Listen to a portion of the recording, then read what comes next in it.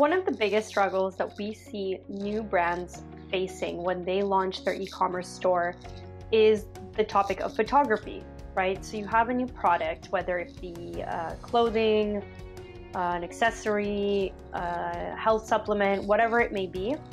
And we always get the question of whether we need to have a real photo shoot, a real photography, because that's really, beyond the product and the investment of setting up the website, that can also be a huge investment, right? Depending on who's going to be your photographer and how you're going to do it.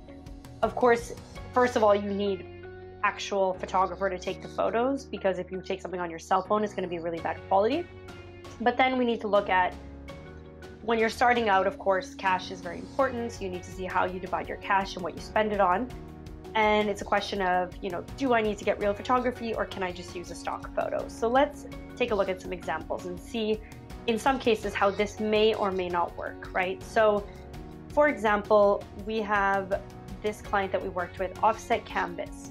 He creates these canvases, print-on-demand canvases. And in this case, this is something that, what you want to show on the banner is what we call lifestyle images, right? So you want to show that a person using that product or with that product. Now, in a product such as this, it can work to just have pictures of the canvases in a room, which is what we did originally.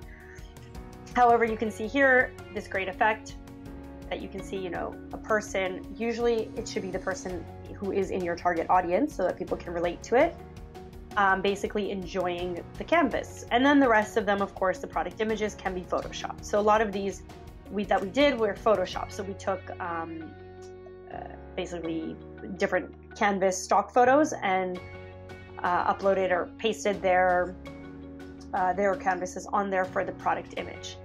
But again, having people with the product, you can see it really speaks a lot. It gives a lot of life to the site. So it's not enough to just have the product images. Another area where we were able to use stock imagery and a combination of this is with Farm Origins. They sell supplements and nutrients to people of the older generation. So in this case, they did not have images with people using the product. It was in the middle of the pandemic, 2020, and it was just impossible to do. So we made it work with what we could here. As you can see, it's very clear who the target audience is. The product is very clear. The good thing is that they did have nice photography of the actual products. That is also a must. And then we added in elements to really build on the whole natural, organic supplement area. Then down here, all of these are stock images. So it does work to use stock images in certain cases with products such as these, where you don't, this is about skin, so it doesn't necessarily need to have the person with the product in the image. But it is very important to make sure that the stock images that you use are similar and similar style. Otherwise, it's going to be very obvious that they're stock images, and then people don't trust it as much, right? Same with this, these are stock images, but again, it goes with the look and feel of the website. Now, one area where it really doesn't work to use stock images, and we've seen people do it before, but we highly recommend against it, is with clothing. Because if you have a banner image with a person wearing, let's say you're selling jackets, and we take a stock image of a person with a jacket and put it on the banner, then someone comes along and says, well, where's that specific product? I want to buy that one. And you don't have it because it's not your jacket. So you want to think about that, right?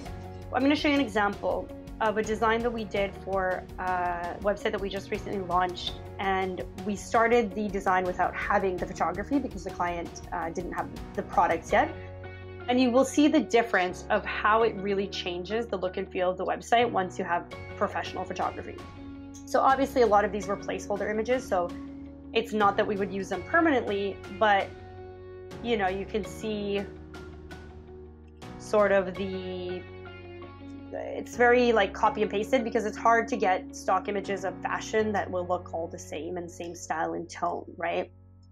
Now, if we go to the real site, which is where the client has now done the photography, you can see it really changes the whole look and feel of the website, right? It really gives it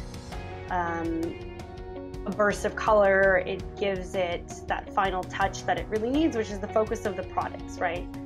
And we made sure while we did this, because there is always a risk that you build, that you set up the design with a certain type of photography in mind, and then they go and do a photography that's really different, right? That's also happened to us before. So we want to make sure that we know what we should expect the photography of the products to look like, and they did a great job here.